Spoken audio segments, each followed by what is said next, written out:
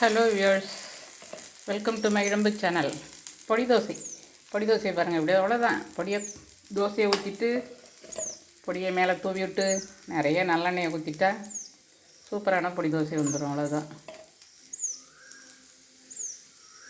பொடி நல்லா இருக்கணும். அதுதான் முக்கியமானது. என்னென்னா பொடியோட டேஸ்ட்டு, வாசனை அது நல்லா இருக்கணும். அது நல்லா இருந்ததுனாக்கா பொடி தோசை ரொம்ப நல்லா வரும். அது நல்லா இல்லாத போது தோசையில் என்ன பண்ணாலும் அது அதனுடைய டேஸ்ட்டு கொடுக்காது. எண்ணெயும் அந்த பொடியோட வாசனையும் தான் பொடி தோசைக்கு சுவையும் அழகும் கொடுக்கறது.